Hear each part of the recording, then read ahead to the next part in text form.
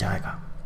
अगर इन पत्थरों को हम तोड़ते जाएं तो ये और भी छोटे पार्टिकल्स में टूट जाएगा और ये बालू जैसा बन जाएगा।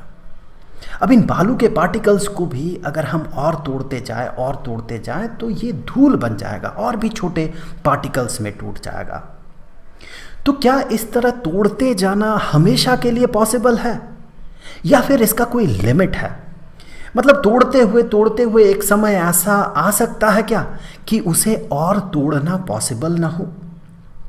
ये जो सवाल है ये हम इंसानों के दिमाग में हजारों सालों से चलता आया है और इसके एक्सप्लेनेशन की शुरुआत होती है लगभग आज से 2500 साल पहले, लगभग 500 BCE में महर्षि कनाद इन्होंने कहा कि नहीं, हमेशा के लिए इन पार्टिकल्स को तोड़ते जाना ये संभव नहीं है, बल्कि एक समय ऐसा आएगा जबकि पार्टिकल को और तोड़ना पॉसिबल नहीं होगा। वो इतना छोटा रहेगा और वो इतना फंडामेंटल नेचर का होगा कि उसे तोड़ पाना और पॉसिबल नहीं होगा। उन्होंने इसका नाम दिया परमाणु, जिसे कि आज हम एटम, इंग्लिश में एटम के नाम से जानते हैं।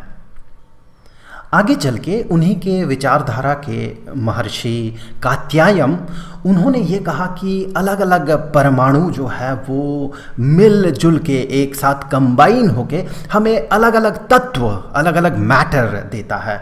तो ये एक बहुत बड़ा फिलोसॉफिकल डेवलपमेंट था और ये हमारे लिए गर्व की बात है, क्योंकि ये जो महर्षि कनाद हैं और महर्षि कात्यायन ये भारत के ही धरती से थे।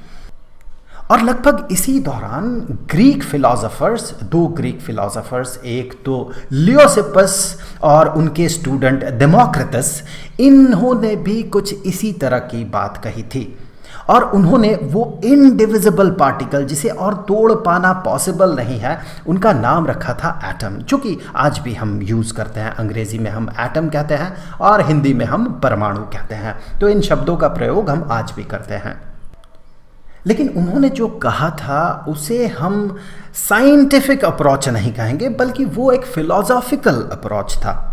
उस समय वैसा कोई रिसर्च करने के लिए एपरेटस अवेलेबल नहीं था, उस तरह के सिचुएशन नहीं था कि इसे साइंटिफिक रिसर्च से बैक किया जाए। तो ये जो फिलोसॉफिकल अप्रोच है, यहाँ से जो आज हम साइंटिफिक अप्रोच में पहुँचे हैं, जो रिसर्च बैक्ड साइंटिफिक अप्रोच है, इसे पहुंचने में बहुत समय लग गया। 18th सेंचुरी में काफ़ी सारे साइंटिफिक एक्सपेरिमेंट हुए और वहाँ से हमें बहुत सारे लॉज मिला, जिससे कि हम एटम्स, मॉलिक्यूल्स और उनके प्रॉपर्टीज़ के बारे में बहुत कुछ जान पाए। इसमें बहुत सारे साइंटिस्ट्स के कंट्रीब्यूशन रहा, लेकिन खासकर दो फ्रेंच साइंटिस्ट्स, ऑथवान लैवोइज़िए और दूसरा जोसेफ पुगुस्ट, इन दोनों के काम से हमें दो लॉज मिले, दो बहुत ही इंपॉर्टेंट लॉज। उनमें से पहला है law of conservation of mass. ये लॉ हमें ये कहता है कि कहीं भी किसी भी केमिकल रिएक्शन में न तो हम मास को क्रिएट कर सकते हैं और न ही हम मास को डिस्ट्रॉय कर सकते हैं। और दूसरा लॉ था लॉ ऑफ कांस्टेंट प्रोपोर्शन।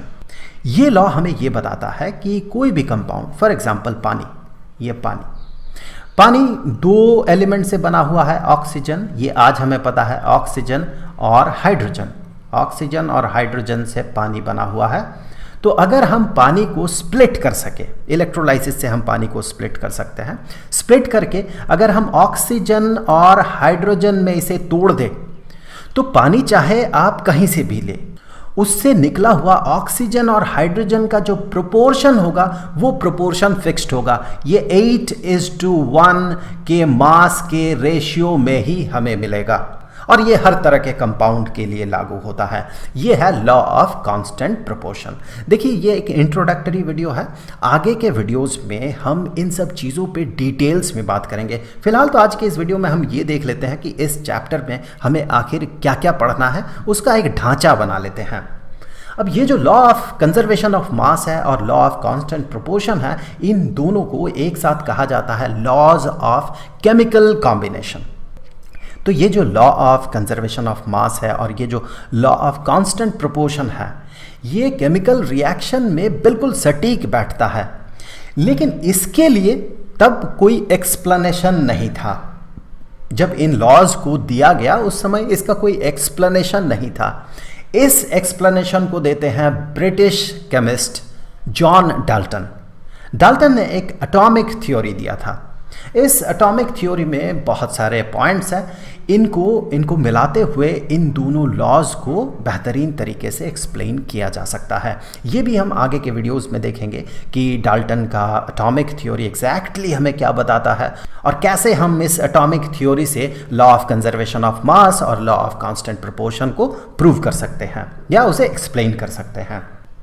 अब इस एटॉमिक थ्योरी के आगे हम जाके देखेंगे कि ये जो एटम है, ये एटम एग्जैक्टली है क्या, और एटम के मास को रिप्रेजेंट करने का एक तरीका होता है जिसे एटॉमिक मास कहा जाता है, वो आखिर है क्या। और आगे चल के हम ये भी देखेंगे कि कैसे बहुत सारे एटम्स मिलके मॉलिक्यूल बनाता है। जैसे कि मान लीजिए वाटर मॉलिक्यूल है, ये 2 हाइड्रोजन एटम और एक ऑक्सीजन एटम मिलके बनता है। तो यहाँ पर आप गौर करें, एक ऑक्सीजन एटम है और 2 हाइड्रोजन एटम है, तो इसे हम कुछ ऐसे रिप्रेजेंट करते हैं। हाइड्रोजन को H से रिप्रेजेंट करते हैं और ऑक्सीजन को O से रिप्रेजेंट करते हैं।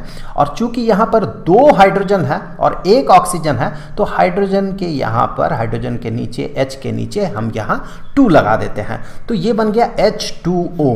O के बाद 1 लगाने की ज़रूरत नहीं पड़ती है। जब कुछ नहीं लगा हुआ होता है तो इसी का मतलब होता है कि ये 1 है। तो एक ऑक्सीजन एटम और 2 हाइड्रोजन एटम मिल के पानी बनता है, तो इस चीज़ को, H2O को, हम कहते हैं ये है केमिकल फार्मूला, ये पानी का केमिकल फार्मूला है। सिमिलरली कार्बन डाइऑक्साइड, एक कार्बन और 2 ऑक्सीजन एटम मिलके बनता है, तो इसे हम कहते हैं CO2, एक कार्बन 2 ऑक्सीजन। तो ये हो गया CO2, ये हो गया कार्बन डाइऑक्साइड का केमिकल फार्मूला। और फिर उससे आगे चल के हम ये देखेंगे, जैसे कि एटम के मास को रिप्रेजेंट करने के लिए हम एटॉमिक मास का कॉन्सेप्ट लाते हैं, उसी तरह से मॉलिक्यूल के मास को रिप्रेजेंट करने के लिए हम मॉलिक्यूलर मास का कॉन्सेप्ट लाते हैं। और अंततः एक बहुत ही इंटरेस्टिंग चीज़ जिस पे हम इस चैप्टर में बात करेंगे, जो कि होगा मोल कॉन्सेप्ट। तो चलिए सारे चीज़ों को शुरू करते हैं। हम शुरुआत करेंगे लॉ